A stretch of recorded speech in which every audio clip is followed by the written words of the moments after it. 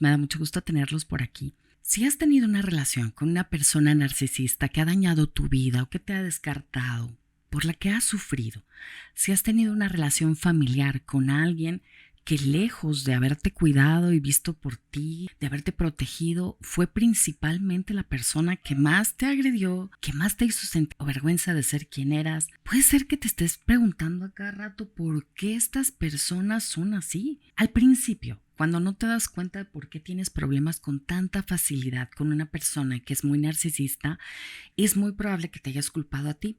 Y como la persona narcisista muchas veces culpa a otros del enojo que siente con ellos, entonces probablemente trataste de hablarle mejor, de portarte mejor, de ser más paciente, más organizado, más ordenado, más lo que sea, para tener contenta a esa persona y para poder tener una buena relación con esa persona. Pasa el tiempo y te empiezas a dar cuenta de que hagas lo que hagas, para esta persona nunca es suficiente y de alguna manera siempre terminas metido en problemas, con reclamos, afrontando su agresión, su frustración.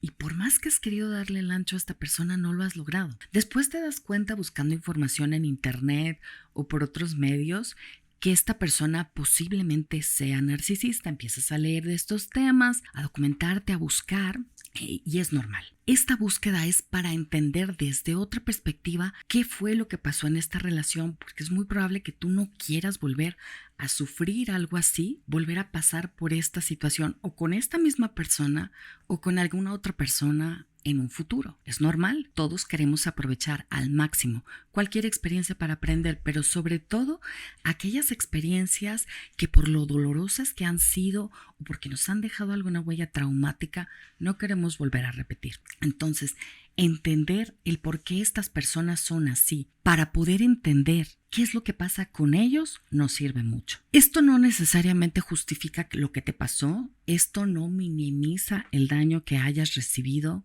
Esto no es algo que se pueda usar para ignorar tu sufrimiento o el daño que la conducta de esta persona trajo a tu vida, pero sí puede ayudarnos a entender realmente qué les pasa.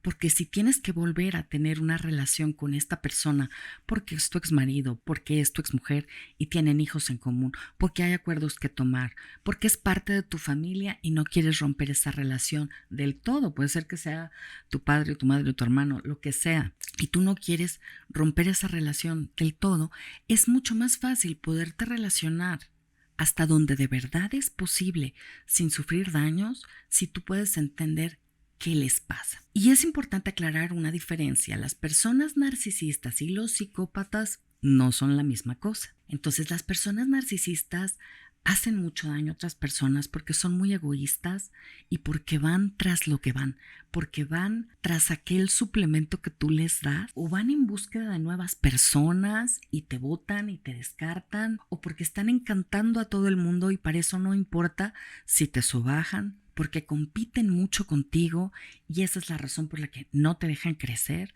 Pero no es como el psicópata. El psicópata es una persona que siente placer al causar dolor a otras personas y esa es la forma de vinculación. O sea, este hecho de hacerle daño a otra persona es la motivación que el psicópata tiene. La persona narcisista en ese sentido es diferente y el poder entender por qué actúan de esta manera puede ayudarnos a tener una mayor comprensión de lo que pasó dentro de la relación que tenemos con esta persona y podernos conducir mejor y con esto también poderle dar un mejor cierre a la experiencia en el caso de que la relación se haya terminado, o si vas a volver a convivir con esta persona, pues es probable que esto te pueda ayudar a poder establecer una comunicación pues con expectativas más realistas de tu parte sobre todo, ¿no? Es muy válida la pregunta, la verdad, porque te va a dar mucha comprensión. ¿Por qué estas personas son así? Y esta respuesta es un poco compleja porque puede haber varias motivaciones por las que la persona narcisista actuó como actuó en su relación contigo. Pero en esto sí son muy diferentes las relaciones con personas narcisistas que con las personas psicópatas. El narcisista en general no es alguien que sienta placer por el mero hecho de verte sufrir y piense en de qué manera te va a destruir, aunque esto no quita que su conducta pueda llegar a ser muy destructiva para con otras personas, puede haberte dejado muchas secuelas emocionales, económicas y en otros sentidos. Para poder entender por qué estas personas hacen lo que hacen, lo primero que tenemos que hacer es entender cómo piensan. En realidad, de veras, cómo procesan la información, qué pasa en ese cerebrito, qué los motiva y por qué hacen este tipo de cosas. Y para esto vamos a hacer un paseíto por cómo es que una persona narcisista percibe el mundo y su relación con los demás, y esto nos va a dar una idea más clara de por qué estas personas hacen lo que hacen y terminan haciéndote el daño que te hacen. Los narcisistas, en primer lugar, no tienen una capacidad de empatía desarrollada a nivel adulto. Son muy egocentrados y son muy egoístas. Cuando los niños nacen, sobre todo en la primera infancia, sí es cierto que dependen mucho de su madre y su padre. No les gusta que los suelten. Lloran si se sienten solos. Se sienten muy contentos cuando están con su mamá y su papá. Pero no pueden sentir una empatía adulta por ellos. En realidad, en esta etapa, los demás existen en función de qué tanto le ayudan al niño a sobrevivir. Son los otros los que nutren su autoestima, regulan sus emociones, o sea, si está triste, si está llorando, lo cargan, lo hacen sentir mejor. Son los demás los que lo divierten, le prestan juguetitos, lo entretienen enseñándole cosas de la vida, del mundo, hablándole, divirtiéndolo, entreteniéndolo, le dan de comer, lo tapan si tiene frío, lo cuidan si está enfermo, le dan lo que le gusta comer y lo que no, pues se lo quitan, lo cuidan del peligro, de cualquier cosa que pueda hacerle daño. Y esta es la manera como un infante puede relacionarse con los adultos. Los demás son importantes para él, pero en función de qué tanto pueden hacer por él. Y esto es normal, a esta edad es necesario para la supervivencia del niño. No puede hacer otra cosa, hasta ahí le da el entendimiento y no hay ninguna maldad en el hecho de que el niño no puede entender que su papá o su mamá está enfermo, le duele la cabeza, se siente mal o está triste. Un niño de esta edad sí puede llegar a contagiarse de los estados emocionales de otras personas. Si está cerca de una persona que está asustada, puede sentir su susto y se puede estresar. Si está cerca de una persona que está enojada, puede sentir ese enojo y tiene una respuesta emocional o de enojo o de miedo o de tristeza, pero por la emoción que está percibiendo del otro. Un niño puede llegar a sentirse muy triste cuando está cerca de alguien que también está triste. Esta capacidad de contagiarse de las emociones de otras personas está presente ya desde que el niño está muy pequeño. A nivel de su sistema límbico capta las respuestas emocionales de los demás y puede experimentarlas, pero eso no implica que pueda entenderlas. De hecho, a esta edad puede ser que ni siquiera pueda tener clara la diferencia entre las emociones que está experimentando él y las emociones que está experimentando del medio ambiente, digamos, de las otras personas que lo están rodeando. Igual puede sentirse abrumado por las emociones que está captando de las otras personas, pero no tiene la edad ni la madurez para poder entender que hay una diferencia entre él y las otras personas. Por eso capta todas las emociones de quienes los cuidan o de quienes están cerca de él, las experimenta como propias, también le hacen daño, pero no puede protegerse pensando eso pertenece a otra persona o eso no me está pasando a mí. A esta edad, esa cantidad de amalgamiento con las emociones de otras personas es normal. Esta capacidad de percibir las emociones de otras personas es una cuestión de temperamento. Digamos que es algo que hay niños que lo tienen más desarrollado, niños que lo tienen menos desarrollado, niños que tienen mayor sensibilidad y niños que están más enfocados en las cosas que en las personas, en los juguetes, en las luces, en los sonidos, en otros estímulos sensoriales, más están enfocados así tal cual, en los estímulos sensoriales, en las cosas, en el funcionamiento de los aparatos, en las cosas que están escuchando, en lo que ven. Y hay otros niños que están completamente enfocados en las emociones, en las caras de las personas y a partir de ahí empiezan a experimentar sentimientos. Son muy importantes para ellos los tonos de voz calmantes, los tonos de voz de las gentes para poder percibir el estado emocional, los olores, la presencia, la forma como lo tocan. Todos los demás existen en función de lo que le aportan. Hasta ahí da su madurez emocional. Claro que no logran ver a las personas como realmente son, ni entender sus pensamientos y sus motivaciones. No pueden conectar a ese nivel con ellos, pero esta etapa madurativa es necesaria para que el cerebro se vaya desarrollando de modos que en la edad adulta pueda llegar a tener una experiencia de empatía, de compasión, de entendimiento de la perspectiva de otros mayor. Y es normal, los demás son una fuente de suplemento para el niño. Va madurando Y por ahí, como entre los 6, 7, 8 años, va empezando a entender que lo que él ve no es lo que los demás ven, que los demás tienen una perspectiva diferente de acuerdo a lo que pueden ver o a lo que saben, ¿no?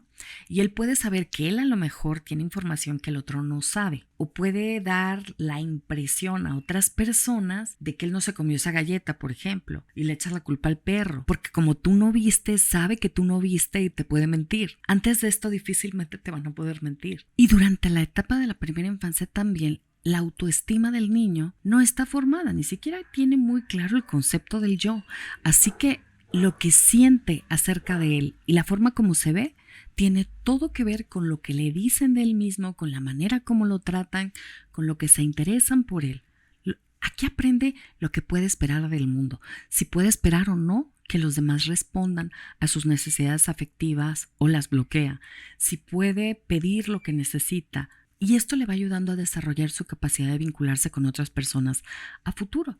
De momento es normal que los demás sean una fuente de cuidados, protección, regulación emocional, autoestima, cariño, seguridad para el niño. Y esto depende totalmente de los demás. Por eso los quiere tanto y se vincula con ellos así. Y llora si se van, le hacen falta si no están, pero no los puede entender como podría entenderlos un adulto. Y hasta ahí le da su capacidad de entendimiento. Es normal. Poco a poco, durante la infancia, los niños van entendiendo que los demás tienen una distinta perspectiva de ellos, una distinta vivencia de la realidad y que ven las cosas desde otro punto de vista. Pueden entender que ellos saben cosas que los demás no saben porque no estaban ahí o no las vieron. También pueden entender que los demás pueden ver las cosas de diferente manera porque los demás tienen en su mente algo diferente de lo que ellos tienen en su mente. Empiezan a elaborar mejor lo que se llama una teoría de la mente, y es lo que nosotros pensamos que el otro piensa por lo que el otro siente determinadas cosas. Todos hacemos inferencias, conjeturas para tratar de entender la perspectiva de las otras personas, para podernos relacionar con ellos. Y esto empieza más o menos entre los 5, 6, 7 años. A esta edad, ellos saben que los demás tienen un punto de vista diferente, o porque no estaban ahí, o porque no saben lo que ellos saben, o porque saben otras cosas que ellos no saben, o porque ellos vieron algo que el otro no vio. Es por esto que el niño a esta edad comienza a poder mentir, sabiendo que puede presentarle a la otra persona una versión de la realidad, porque el otro hay cosas que no sabe. Por ejemplo, puede decirle que él no fue el que se comió el dulce, fue el perro, y sabe que tú no estabas ahí. Antes de eso no sabe que tú no sabes, que él no se lo comió. Ahora ya empieza a saber, entonces empieza a poder decir mentiras, a plantar una imagen de él para evitar consecuencias negativas o para ganar cosas que antes no hacía. A esta edad no miden las consecuencias emocionales que sus palabras pueden tener sobre otras personas como muy bien. Mucho de lo que hacen está centrado en sus propios intereses, en no tener un castigo, en ganar algo, en que los quieran, en ganar la aprobación de los demás. Y para esto es que cumplen las normas de comportamiento, se portan bien para que la maestra no se enoje, o el papá no se enoje, o la mamá esté contenta con ellos, o para que no los vaya a castigar. Y a esta edad ya logran entender qué es lo que hace que el papá se enoje, qué es lo que hace que la mamá se ponga triste, qué es lo que los demás esperan de ellos y pueden hacer eso para ganar algo. No es que tengan una capacidad enorme para entender a profundidad toda la experiencia emocional del otro y sentir una habilidad de compasión muy grande, ¿no? Lo que pueden entender, pueden llegar a tener actos de compasión. Si alguien se machuca un dedo y duele, lo pueden entender. También pueden contagiarse de las emociones de otras personas y sentir dolor por el dolor ajeno. Pueden llorar en una película, pueden entender. Es más, pueden empezar a tener fantasías. Intentan entender con su fantasía cómo se sentirían ellos si a alguien le hicieran lo que esa persona está viviendo. Y eso lo pueden entender, pero hasta aquí todavía la empatía está algo inmadura, porque ellos pueden entender lo que ellos sentirían si a ellos les pasara lo que el otro está pasando. No pueden entender que el otro sentiría cosas diferentes porque es otra persona o le pasarían cosas diferentes. Todavía las cosas las ven muy desde su propia perspectiva, desde lo que cree que los demás creen. Y esto todavía no está maduro, pero ya está empezando a ser algo más maduro. Hasta aquí, la motivación para no hacer algo que puede dañar a otra persona, para no mentir, para no engañar, para no quedarse con algo que no es suyo, para no lastimar a alguien, tiene más que ver con el hecho de que no lo castiguen o de que no lo rechacen, por ejemplo, que con el hecho de que pueda tener una gran compasión. Pero en esta etapa hay niños más maduros que otros. Aquí ya se va notando que hay ciertos niños que van madurando muy rápido la capacidad de darse cuenta de cuál es la consecuencia para otra persona de lo que están haciendo y otros niños que en eso van más atrasados. Y el medio ambiente donde un niño crece ayuda totalmente a poder entenderse al mismo y entender a otras personas, sobre todo cuando fue entendido empática y compasivamente, cuando los adultos que están a su alrededor le han ayudado a poder entender la perspectiva de otras personas, a entender que lo que le pasa a él no es lo que le pasa a los demás, o actuar de maneras compasivas con otras personas, aunque no lo entiendan, empiezan a formar el juicio moral, a saber qué está bien y qué está mal, y a actuar en ese sentido de maneras como más cooperativas con otras personas y con otros niños. Los cuidadores y las personas que educan al niño tienen mucho que ver en el cómo se va formando, aunque sí es cierto que cada niño tiene una sensibilidad empática, biológica, temperamental con el que nace, ¿no? Entonces los adultos le ayudan a modelar el qué tanto va a florecer esa capacidad. Ya en la adolescencia, de muchas maneras a esta edad todavía, cuando no van a hacer algo que dañe a otra persona, no van a tomar algo que es suyo, la motivación todavía es muy egoísta, ¿no? Es ellos no pasar por una consecuencia negativa, ellos ganarse algo, ellos no hacer enojar a alguien que puede enojarse con ellos y no darles algún beneficio que ellos quieren, o ellos pueden verse mal y les puede dar vergüenza. La motivación todavía no es tan compasiva, pero empiezan a entender qué es lo que los demás esperan de ellos. A esta edad también hay contagio emocional, se pueden poner de malas si están cerca de alguien enojado, pueden sentir la angustia de las otras personas, pueden sentir el dolor de las otras personas, pero no necesariamente tienen muy clara la perspectiva y la experiencia de las otras personas en esos momentos. Así que todavía no ayudan de la manera que el otro necesita que lo ayuden. A lo mejor ayudan de la manera como a ellos les gustaría que los ayudaran. Y es hasta la adolescencia cuando el individuo empieza a darse cuenta que los demás tienen en su mente aprendizajes distintos, perspectivas diferentes, valores diferentes, una historia diferente y pueden tener conceptos de moralidad distintos a los suyos, costumbres distintas a las suyas y que pueden experimentar de un mundo de manera completamente distinto. En este momento que tienen mayor comprensión de que los demás pueden ser diferentes, también tienen más curiosidad por los demás y empiezan a querer hacer preguntas más íntimas, conversaciones más íntimas. En esta edad es la que empieza a haber amistades más profundas, más duraderas, en las que no solamente les gusta estar con el otro porque van a hacer cosas que les gustan a todos. Los niños, por ejemplo, esta es mi amiga porque le gusta jugar lo mismo que a mí. Este es mi amigo porque le gusta jugar al fútbol. O sea, cuando hay intereses comunes pueden considerarse amigos. Pero en la adolescencia las amistades empiezan a ser más profundas. El niño empieza a comprender mejor qué es lo que la otra persona vive, cómo experimenta el mundo. Y en esta curiosidad pues empieza a tener vínculos más cercanos donde realmente se contemplan mejor cuáles son las diferencias entre uno y otro, ¿no? También empieza a entender mejor sus propias vivencias emocionales. Hay un salto madurativo muy grande a esta edad en donde empiezan a entender sus propios sentimientos. Es decir, si están enojados, no piensan que tú los hiciste enojar y empiezan a experimentar el enojo como una emoción que ellos están experimentando. Pueden también diferenciar mejor entre los sentimientos que están experimentando por contagio, es decir, estoy estresado porque estás estresada, o estoy enojado porque estás enojado, o estoy enojado porque estoy sintiendo como irritado porque algo está pasando aquí alrededor, de sus propios sentimientos. Empiezan a apropiarse más de su experiencia emocional y a tener una mejor comprensión de esta diferencia. Pero a esta edad todavía la compasión se está formando. Entonces, en muchos sentidos, hay muchos adolescentes que todavía no logran tener actos de colaboración y cooperación, entendiendo muy bien qué es el impacto que va a tener sobre la otra persona, sino más bien por cómo se van a ver ellos, ¿no? Por ganar valoración, aprecio, validación de sus amigos, reconocimiento. Esa es una de las motivaciones principales en este sentido.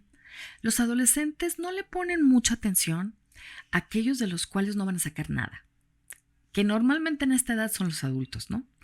Porque, bueno, ya saben que de todos modos van a pagar sus cuentas, los van a ayudar con muchas cosas, no tienen que ganarse su aceptación o su aprobación. Pero si hay alguien a quien admiran o de quien quieren tener su atención, los adolescentes sí van a esforzarse muchísimo por obtenerla. Ahí sí escuchan, ponen atención, pueden ser encantadores con los de la calle, porque los de la casa están más garantizados, ¿no? Entonces, no es que la empatía compasiva esté muy madura, pero están en ese proceso. Y muchas veces pueden escuchar y ser compasivos con aquellos a los que les ponen atención y de quien sí van a sacar algo, ¿no? Y ya por la edad adulta se empieza a tener una mayor capacidad de compasión y de comprensión. Esto implica entender que los demás tienen una experiencia vital distinta, intereses distintos, gustos distintos, pero no nada más se tiene la comprensión de esa realidad, sino se puede tener mayor interés en colaborar con el otro, aunque eso no te beneficie a ti a corto plazo. Se puede postergar la gratificación de lo que tú quieres por el bienestar de la relación o de la familia. Puedes hacer mejores sacrificios de placeres a corto plazo, por ejemplo, ir a una fiesta, gastarte ese dinero para colaborar en el bienestar de otras personas. Puedes incluso desvelarte o cansarte para cuidar a un bebé o a una persona enferma, a pesar de que eso no es placentero para ti, porque va a ser en beneficio de la comunidad o de las otras personas.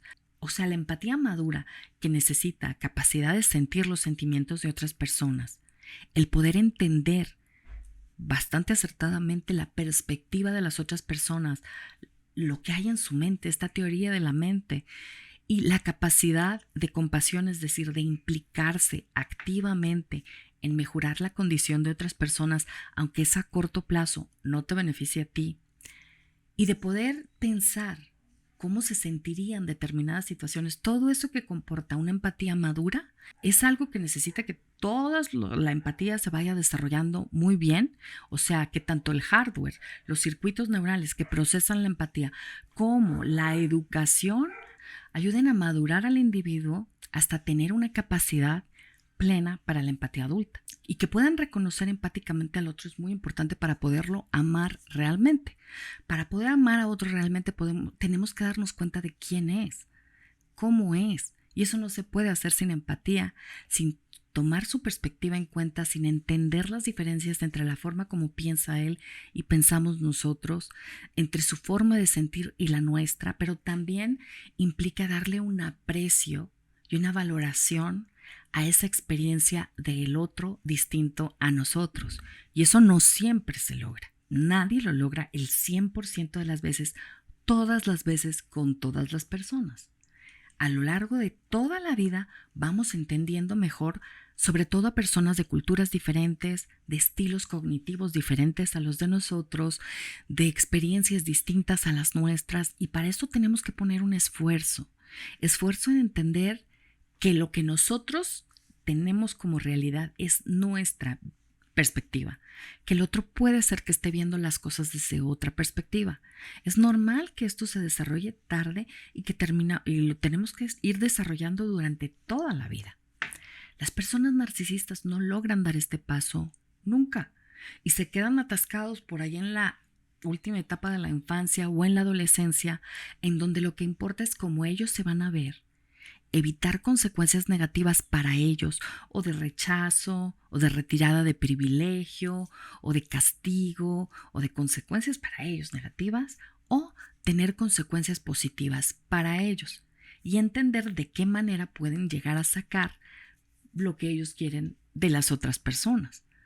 Es por esto que pueden mentir con tanta facilidad y consideran que está bien porque solo lo están viendo de acuerdo a su propia perspectiva, a las ventajas que esto le va a traer a la persona narcisista, sin que importe tanto, le pueda doler tanto lo que esto le causa a otras personas. Cuando logra entenderlo, lo que siente es vergüenza por cómo los demás lo están viendo. Y la otra cosa que tienen las personas narcisistas es que así como no logran empatizar con los demás y conocer realmente quiénes son las otras personas a profundidad, tampoco hacen eso con ellos. No es algo que solamente hagan contigo.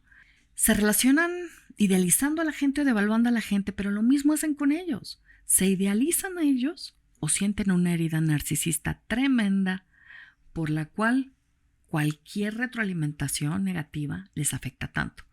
Entonces, realmente dependen mucho para regular también su autoestima de lo que los demás piensan de ellos. No tienen una idea tan clara y tan profunda de quiénes son. Necesitan ser admirados, ser validados, ser valorados, obedecidos por otras personas y que los demás los vean como alguien ideal, como ellos necesitan verse ellos mismos.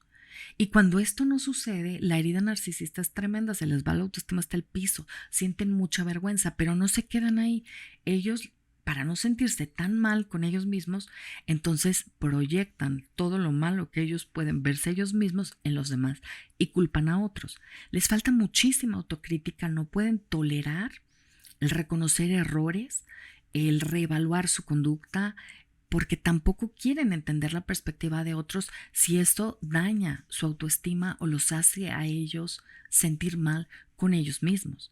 Tienen que proteger esta imagen idealizada de ellos mismos, por lo que pues la verdad es que van distorsionando su visión de ellos, su visión de las cosas, su visión de los demás para poder proteger el ego. Por eso son personas que tienen un ego tan grande y tienen un egocentrismo tan grande, porque no pueden captar como un adulto la experiencia del otro y tampoco interesarse por esta de manera adulta y de manera auténtica, de manera compasiva.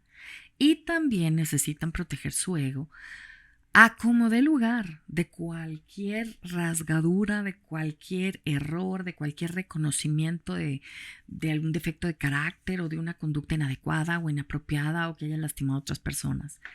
Es por esto que la comunicación con ellos, cuando va orientado a que hagan autocrítica, a que concienticen lo que su conducta causa en otras personas, tiene el efecto contrario.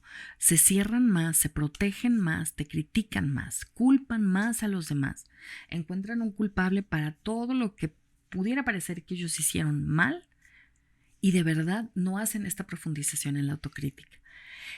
Todo esto no le hace bien al narcisista, pero efectivamente hace que su relación con los demás sea como viéndolos como un objeto, viéndolos como fuente de suplemento, fuente de gratificación, de servicios, de cuidados, de favores, de validación.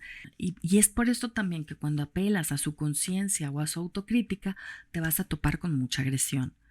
Lo importante es que con este conocimiento tú logres entender la perspectiva con la que la persona narcisista te puede ver a ti, para que te puedas comunicar con esa persona entendiendo las razones por las que esa persona podría hacer cambios son evitar una consecuencia negativa para ellos, tener una consecuencia positiva para ellos o tener validación y evitar la vergüenza también.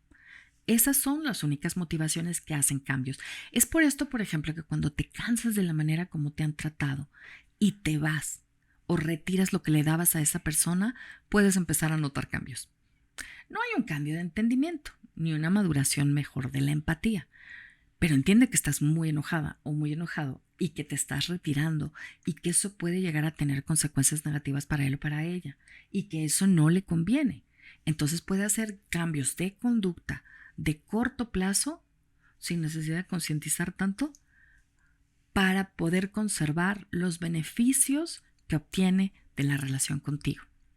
Y es por esto que una vez pues que tú regresas, bajas la guardia y dices, bueno, ok, ya la cosa está bien, ellos ya no ven la necesidad de esforzarse para poder mantener esos cambios porque los beneficios ya los tienen sin tener que esforzarse mucho para obtener esos cambios. Cuando tú no entiendes esto, no tienes una perspectiva adecuada de cuáles son las motivaciones del narcisista. Por eso te llevas a tener expectativas que no son realistas con alguien que tiene ese nivel de maduración. es normal, parecen adultos, ¿no? Cuando nos vamos a comunicar con un niño, realmente podemos entender que no nos entiende, que no ve las cosas como un adulto, que no tiene un manejo emocional. Por ejemplo, que no existe para él el ahorita, porque solo existe el tiempo presente, que no puede entenderte emocionalmente. Y adecuamos nuestra comunicación. A veces decimos no porque no, ¿no? No porque me enojo, no porque va a haber una consecuencia, y sí porque vas a ganar esto. Y eso entendemos que es normal en la etapa de la infancia. Pero cuando vemos otro adulto que se ve como adulto, que en ciertas otras cosas se porta como adulto y nos falta ver que en muchos sentidos no es un adulto, sobre todo en la capacidad de vincularse con otros y en su capacidad de empatía, podemos cometer errores que nos dejan expuestos a mucha frustración y a esperar de una persona conductas que no va a dar porque no tiene pues ese nivel madurativo. Por eso apelar a la conciencia, querer que tenga autocrítica, confrontar, nos va a topar con mayor agresión y no con lo que nosotros esperábamos.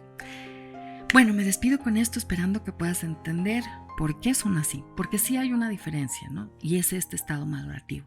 Aunque hagan mucho daño, las personas narcisistas no son psicópatas, no necesariamente hacen cosas que te afectan por afectarte. Lo que pasa es que las ven justificadas. Ellos creen que se están protegiendo, creen que te tienen que hablar de esa manera, porque si no, tú los agredes. Y agresión para ellos significa que no les des lo que les dabas, que no hagas lo que ellos querían, porque desde su propia perspectiva solo lo suyo se puede entender. Y van con esta limitación por la vida, relacionándose contigo y con otras personas, pasando por encima de tus derechos y sentimientos porque no los ven, no porque disfruten de tu dolor. De hecho, a veces es una molestia para ellos el cómo te pones, ¿no? El dolor que sientes, y no empatizan con él. Entender esto es importante para que tú puedas lograr con ellos la mejor versión realista de lo que es posible tener en tu relación con ellos. Y nada más, porque aunque queramos peras, los olmos no dan peras. Y no se le pueden pedir peras al olmo, ¿ok? Bueno, me despido con esto, esperando que esto pueda ayudarte a mejorar tu perspectiva acerca de lo que es realista esperar de este tipo de relaciones. Te mando un enorme abrazo. Con cariño, Ana.